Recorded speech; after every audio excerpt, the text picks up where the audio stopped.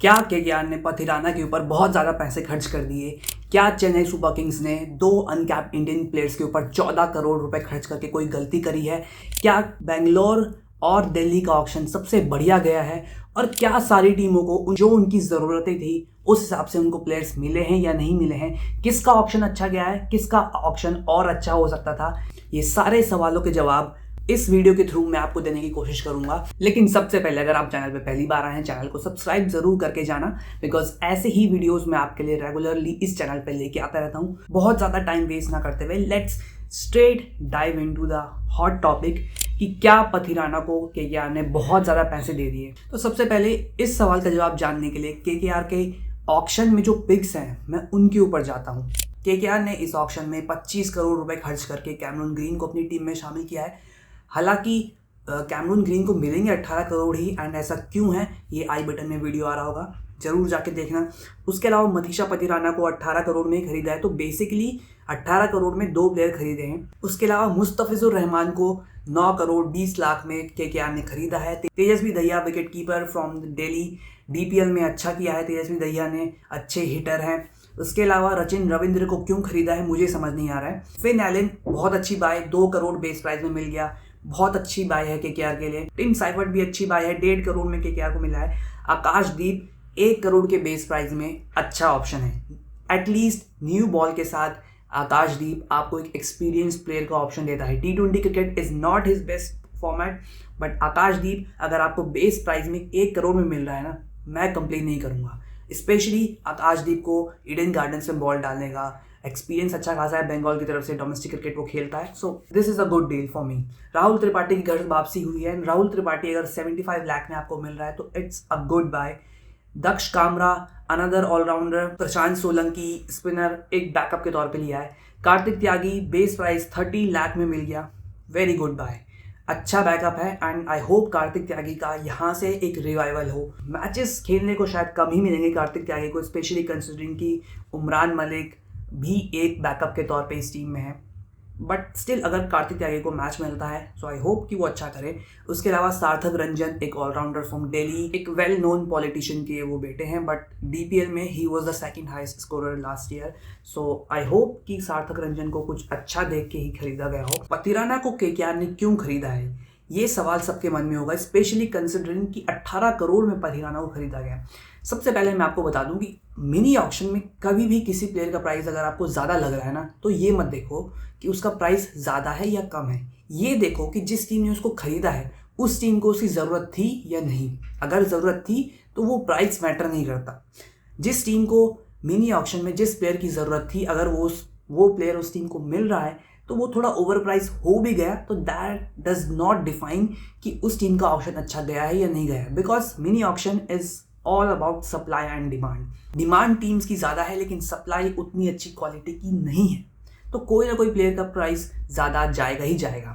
और पथिराना एक बहुत अच्छी बाय है, 22 साल का एक फास्ट बॉलर जिसने आईपीएल में अच्छा किया हुआ है। ये मैंने पहले भी अपनी वीडियो में कहा है कि आईपीएल की जो टीम्स होती हैं ना, वो आईपीएल के परफॉर्मर्स को कभी नहीं भूलती हैं। पथिराना का लास्ट 1 साल अच्छा नहीं भी गया, still Pathirana is a very good buy. 22 साल का फास्ट बॉलर है, इंप्रूव करने की उसमें प्रोबेबिलिटी है। उसका जो बेस्ट आईपीएल आया था under the coaching of Dwayne Bravo आया था। Dwayne Bravo is now in the coaching staff of KKR. He would love to work again with Pathirana, so Pathirana is a very good buy. KKR को एक ऐसा death overs का specialist fast bowler चाहिए था जो कि डेथ ओवर्स में, specially Eden Gardens जैसी हाई स्कोरिंग पिच में डेथ ओवर्स में अच्छी बॉलिंग करके टीम को दे, और हर्षित राणा के ऊपर से डेथ ओवर्स की बॉलिंग का जो बोझ है वो थोड़ा कम करे, बिकॉज हर्षित राणा ने न्यू बॉल की बॉलिंग अच्छी कर ली है and he loves bowling in death overs, specially in pressure conditions. But death overs में he was the only bowler जिसके ऊपर थोड़ा भरोसा कर सकती थी KKR. But all and all मैं कहूँगा केकेआर का ऑप्शन अच्छा गया है, उनको जो चाहिए था वो उनको मिला है। बट मेरी एक शिकायत इस टीम से है कि रोमन पॉवेल का बैकअप इस टीम ने नहीं लिया है। लोअर ऑर्डर में हिटिंग के लिए इस टीम ने कोई अच्छा प्लेयर नहीं लिया है। इस ऑक्शन के बाद तेजस्वी दहिया की हिटिंग की बहुत बात हो रही है। सीजन में कर जाए स्काउटिंग कैसी निकले वो मुझे नहीं पता, बट ऑक्शन में देखने में अभी फिलहाल तेजस्वी दहिया के ऊपर आप बहुत ज़्यादा डिपेंड नहीं हो सकते। आप किसी यंग प्लेयर पे इतना ज़्यादा प्रेशर नहीं डाल सकते भाई कि पहले ही सीजन में तेरे को रोमन पॉवेल का बैकअप बनना है या आंद्रे रसेल के जाने से जो पावर रेटिंग का होल इस टीम में हुआ है वो रिस्पॉन्सिबिलिटी आपको निभानी है। और Cameron Green is the one by जो मैं हमेशा से चाहता था कि KKR की प्रायोरिटी कैमरून ग्रीन ही होनी चाहिए, ना KL राहुल ना संजू सैमसन। सबसे पहले आप कैमरून ग्रीन को खरीदो, उसके बाद आप पूरी टीम बनाओ। एंड थैंक गॉड कि 25 करोड़ में कैमरून ग्रीन मिल गया। उसकी जो बिडिंग थी वो बहुत ज़्यादा ऊपर नहीं गई। After the retirement of Andre Russell we have a fast bowling allrounder and he will be our legacy player. 10 साल खेलने वाला प्लेयर है वो। उसके अलावा अब चेन्नई सुपर किंग्स की बात कर लेता हूँ। चेन्नई सुपर किंग्स ने अकील हुसैन को खरीदा है, वही लेफ्ट आर्म स्पिनिंग ऑलराउंडर का होल फिल करने के लिए। बट इस टीम की जो हाईलाइट थी ऑक्शन में वो थे 2 uncapped Indian players, Kartik Sharma the 19-year-old wicket keeper from Rajasthan, Prashant Veer the left arm spinning allrounder from Uttar Pradesh. Kartik Sharma की हिटिंग की बहुत बात हो रही थी, स्मैट में उतना अच्छा परफॉर्म नहीं कर पाए, थोड़ी इंजरी भी हो गई। बट कार्तिक शर्मा की हिटिंग सब ने देखी है, बहुत सारी टीम्स ने उनको ट्रायल्स पे बुलाया और कार्तिक शर्मा की हिटिंग से सब इम्प्रेस हुए हैं। तो कार्तिक शर्मा की हिटिंग की डोमेस्टिक क्रिकेट में बहुत बात हो रही है, तो कार्तिक शर्मा ने तो महंगा जाना ही था। उसके अलावा राहुल चहर को चेन्नई ने 5.2 करोड़ रुपए देके खरीदा है। राहुल चहर पहले अनसोल्ड चले गए थे, बाद में जब आए 5.2 करोड़ में चेन्नई ने खरीदा है। They needed a leg spinner in their team. Shreyas Gopal इस टीम के पास है, बट राहुल चहर के आने से इस टीम को एक अच्छा लेग स्पिनर मिलता है। राहुल चहर का सीजन्स पिछले कुछ समय में कुछ उतने अच्छे गए नहीं है। लास्ट सीजन सिर्फ एक मैच खेलने को मिला था, उसमें राहुल चहर ने अपनी बॉलिंग से दिखाया कि क्यों मुझे पूरे सीजन में बॉलिंग नहीं मिली। उसके अलावा डोमेस्टिक सीजन भी राहुल चहर को इतना अच्छा जा नहीं रहा है। क्वालिटी तो है राहुल चहर में, T20 वर्ल्ड कप खेला था वो बंदा, तो आई होप कि वो भी अच्छा कमबैक करेगा अगर चांस मिले। उसके अलावा Matt Henry, Jack Foakes 2 New Zealand के फास्ट बॉलर इस टीम ने खरीदे हैं। सरफराज खान को इस टीम ने खरीदा है जो कि आपको टॉप ऑर्डर में एक इंडियन बैटर का बैकअप देता है। So it's a good buy. 75 lakh में बेस प्राइस में सरफराज खान को खरीदा। अमन खान 40 लाख प्राइस में अमन खान को खरीदा है, एक फास्ट बॉलिंग ऑलराउंडर जो आपको लोअर ऑर्डर में हिटिंग दे देगा, थोड़ी बहुत पेस बॉलिंग दे सकता है। अब मैथ्यू शॉट इस टीम ने इसलिए खरीदा है बिकॉज इस ऑक्शन में ग्लेन मैक्सवेल नहीं आया था। मैथ्यू शॉट मुझे नहीं लगता चेन्नई के लिए बहुत ज़्यादा कुछ काम करने वाला है, बट मैथ्यू शॉट को देख के ये लगता है कि मैथ्यू शॉट प्लेयर बुरा नहीं है, बट स्पिन के अगेंस्ट इस प्लेयर का जो गेम है वो उतना अच्छा नहीं है। हिटिंग अच्छी है बट स्पिन को ये पढ़ नहीं पाता ये प्लेयर। हमने ऑस्ट्रेलिया में भी इस प्लेयर को क्वालिटी स्पिन के अगेंस्ट स्ट्रगल करते हुए देखा है। अब 2 टीमों के ऊपर बहुत ज़्यादा बात हो गई बिकॉज 2 टीमों के पास सबसे ज़्यादा पैसा था खर्च करने के लिए। एक और टीम जिसने मुझे बहुत इंप्रेस किया that is Delhi Capitals. Aqib नबी 8.4 करोड़ रुपए में खरीदा है। न्यू बॉल का बॉलर, डेथ ओवर्स में भी एक आधा ओवर आपको दे सकता है। डोमेस्टिक सीजन बहुत अच्छा गया है, रेड बॉल वाइट बॉल दोनों जगह बहुत अच्छा परफॉर्म किया आकिब नबी ने, तो एक अच्छी बाय है। इनके पास फास्ट बॉलर ऑलरेडी थे, मुकेश कुमार, नटराजन, ये सब थे। I think Aqib Nabi is kind of a backup for Mukesh Kumar, और मुकेश कुमार से पहले भी खेल सकता है, ऐसी कोई बड़ी बात नहीं है। उसके अलावा पथुम निशंका के लिए इस टीम ने 4 करोड़ रुपए खर्च कर दिए हैं। उसके बाद इस टीम ने जाते जाते लास्ट बिड लगाई काइल जेमिसन के लिए, 2 करोड़ में खरीदा है। लुंगी एनगीडी को खरीदा है। 2 ओवरसीज फास्ट बॉलर्स खरीदे हैं, kind of a backup for Mitchell Starc. हालांकि मिचेल स्टार्क का बैकअप इतना आसान है नहीं ढूंढना। Ben Duckett, I think Ben Duckett के रूप में इस टीम ने अपना ओपनर जो है वो सॉर्ट आउट कर लिया है। डेविड मिलर के रूप में एक अच्छा मिडिल ऑर्डर में, लोअर ऑर्डर में हिटर इस टीम को मिला है। स्पेशली डेविड मिलर तो इस टीम को बेस प्राइस में मिले हैं 2 करोड़ में, बेन डकेट भी 2 करोड़ में मिले हैं, तो 2 बहुत अच्छी बाय इस टीम ने करी हैं। पृथ्वी शॉ को लास्ट में जाते जाते 75 लाख में इस टीम ने खरीदा है and Prithvi Shaw will be a kind of a backup for this team. Delhi की टीम ऑलरेडी बहुत अच्छी थी, बट इस टीम ने जो ऑक्शन में भी परफॉर्म किया है वो बहुत अच्छा परफॉर्म किया है। जिन प्लेयर्स की इस टीम को ज़रूरत थी वो प्लेयर्स इस टीम ने खरीदे हैं। एक टीम जिसका ऑक्शन का परफॉर्मेंस मुझे बिल्कुल पसंद नहीं आया, that was Gujarat Titans. Jason holder को इस टीम ने 7 करोड़ में खरीदा है। आई डोंट नो क्यों खरीदा है जेसन होल्डर की, मुझे नहीं लगता कि इस टीम को ज़रूरत थी, बिकॉज जेसन होल्डर के परफॉर्मेंस पिछले 1 साल में T20 क्रिकेट में, चाहे वेस्ट इंडीज़ के लिए हो या T20 लीग्स में, बहुत अच्छी रही है। मैं मानता हूँ जेसन होल्डर बिडिंग डिजर्व करता था। 7 करोड़ में आपने खरीद लिया, मुझे उससे फ़र्क नहीं पड़ता, मुझे प्राइस से फ़र्क नहीं पड़ता, मुझे ये फ़र्क पड़ता है कि आपने उसको खरीदा क्यों है। क्या आपको एक बॉलिंग ऑलराउंडर की ज़रूरत थी अपनी टीम में? बिकॉज जेसन होल्डर बैटिंग अच्छी करता है, ऐसा नहीं है कि बैटिंग नहीं करता है, बट आपने उसको एज अ बॉलर ही यूज़ करना है, मुझे पता है।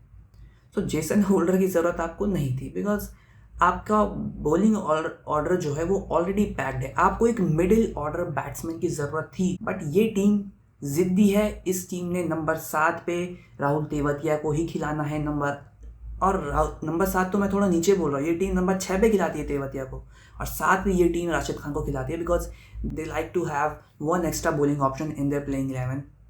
जो स्ट्रैटेजी मुझे इम्पैक्ट प्लेयर के ज़माने में बिल्कुल समझ में नहीं आती, बट पिछले साल इस टीम का टॉप 3 बहुत अच्छे से काम किया था। इस साल करे ना करे कोई गारंटी नहीं है, तो एक बैकअप तो लेके रखना पड़ता है ना। टॉम बेंटन आपके लिए टॉप ऑर्डर में ही खेलेगा। टॉम बेंटन को अगर आपने खिलाना भी है तो he is the backup of Jos Buttler.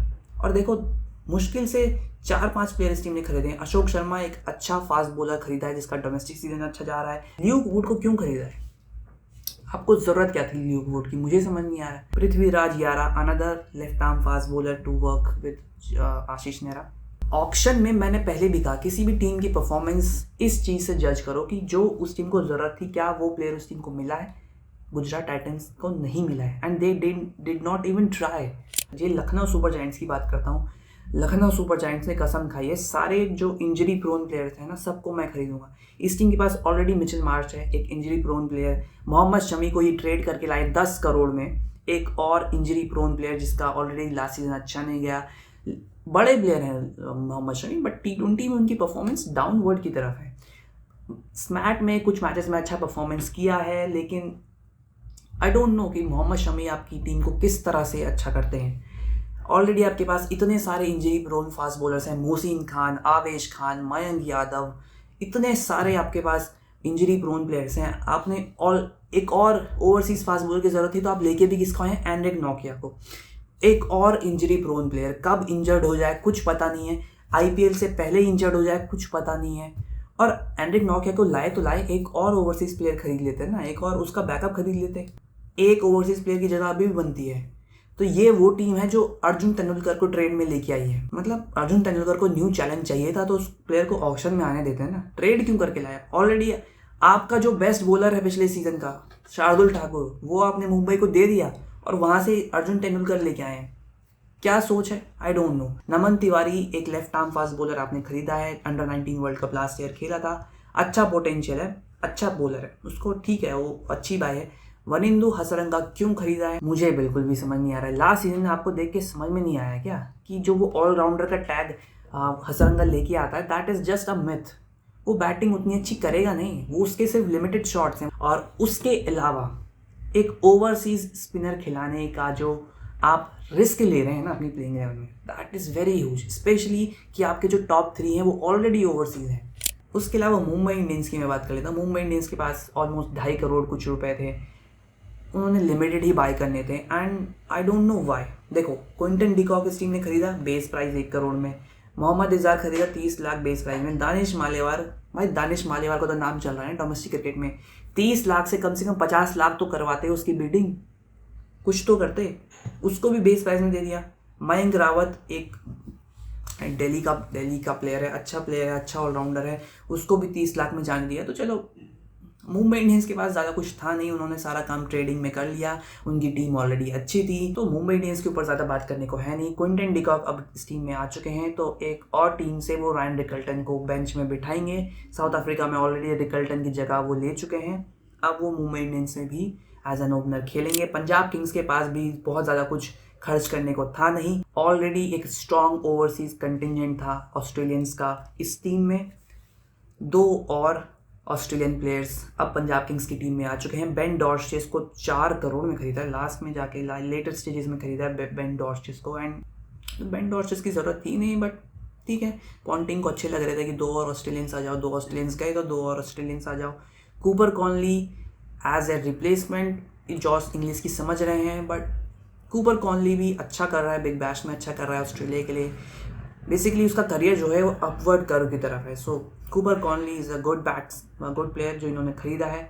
विशाल निषाद एक बॉलर, इन्होंने ऑफ स्पिनर है शायद वो दिल्ली के लिए, दिल्ली प्रीमियर लीग में इस खिलाड़ी ने अच्छा परफॉर्म किया, उसको खरीदा है। और प्रवीण दुबे लेग स्पिनर, हमेशा की तरह रिकी पॉन्टिंग की टीम में प्रवीण दुबे होते ही होते हैं, दिल्ली कैपिटल्स में भी थे, पंजाब किंग्स में लास्ट ईयर भी थे। राजस्थान रॉयल्स की बात कर लेता हूँ। राजस्थान रॉयल्स इस ऑक्शन की one of the best performance team थी बिकॉज रवि बिश्नोई इस टीम को चाहिए था and they got him 7.2 crore रुपए 16 करोड़ रुपए में से खरीदे। एंड मुझे लग रहा था कि 8-9 करोड़ रुपए भी अगर खर्च करने पड़े राजस्थान रॉयल्स को तो उनको खर्च करने चाहिए, बट एक बहुत अच्छे अमाउंट में रवि बिश्नोई मिल गया। एंड रवि बिश्नोई के आने से एक तो रवि बिश्नोई की भी होम कमिंग हो रही है।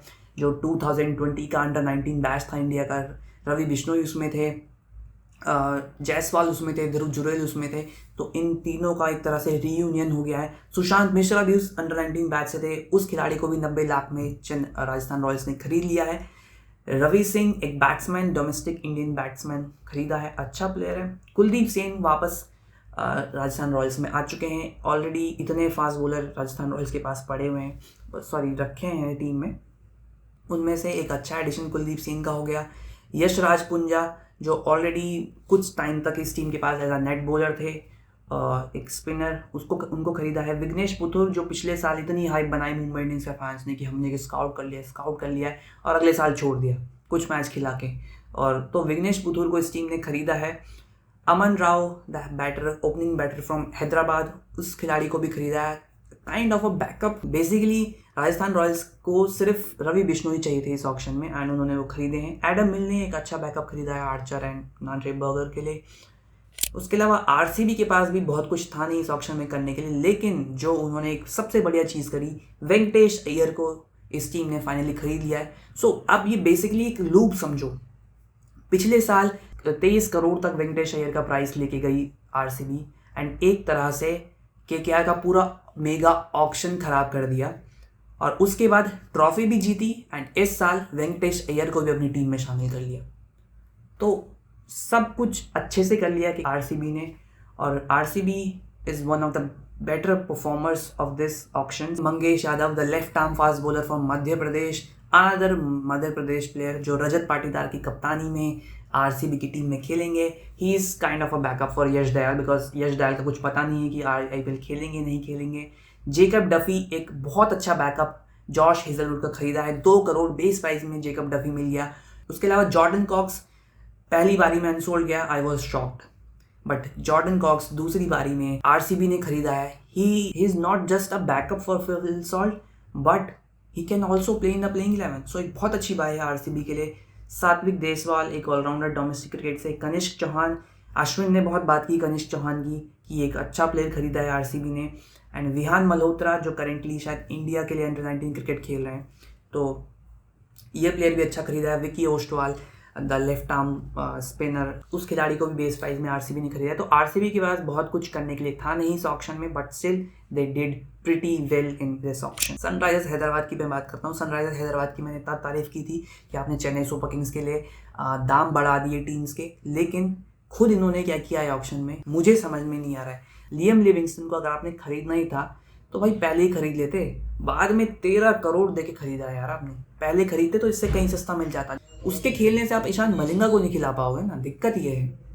उसके अलावा जैक एडवर्ड्स खरीदा है, एक फास्ट बॉलर जो आपको बैटिंग करके दे सकता है, kind of a backup, he is just a backup for Pat Cummins. Salil Arora एक पंजाब के लिए विकेट कीपिंग करते हैं, डोमेस्टिक क्रिकेट में अच्छा परफॉर्म कर रहे हैं, बिकॉज कार्तिक शर्मा पे यही टीम मिस कर गई तो सलील अरोड़ा को खरीदा है and he is a very good buy. 1.5 crore में सलील अरोड़ा इस टीम को मिल गया। Shivam Mavi as a replacement player of Mohammed Shami इस टीम ने खरीदा है। न्यू बॉल की बॉलिंग शिवम मावी आपको देंगे and Shivam Mavi is a very good buy. उसके अलावा ओमकार टर्मले, अमित कुमार, 2 बॉलर इस टीम ने खरीदे हैं। Shivang Kumar another allrounder. क्रेन्स फुलेत्रा जो इस टीम को लग रहा था कि इस खिलाड़ी के ऊपर बिडिंग वॉर होगी, left arm chinaman leg spinner इस टीम ने खरीदा है। I am not very sure about this by, but ठीक है, इस टीम के पास वो पहले पिछले साल एज अ नेट बॉलर भी थे, ऑलमोस्ट साइन कर लिया था एज एन इंजरी रिप्लेसमेंट इस प्लेयर को इस टीम ने। बट देखते हैं कि सीज़न कैसा जाता है। सौराष्ट्र प्रीमियर लीग में तो इस खिलाड़ी ने अच्छा परफॉर्म किया था। उसके अलावा Sakib Hussain the fast bowler from Bihar. Sunrisers Hyderabad को वैसे बॉलर्स की ज़रूरत थी बट कोई ऐसा एक्सपीरियंस नाम इस टीम ने खरीदा नहीं है। शिवम मावी जो सबसे हाई प्रोफाइल प्लेयर मुझे लगता है उस टीम ने खरीदा है and is a good buy, he is a good buy, but I don't think कि बहुत ज़्यादा अपनी प्रॉब्लम्स को रेक्टिफाई कर पाई है सनराइजर्स हैदराबाद। कमिंडू बेंडिस ने इस टीम के लिए अच्छा परफॉर्म किया था एज अ फिनिशर श्रीलंका के लिए भी वो इम्प्रूव कर रहा था, तो कमिंडो मेंडिस के साथ ये टीम कंसिस्टेंट रह सकती थी, कमिंडो मेंडिस को बैक कर सकती थी।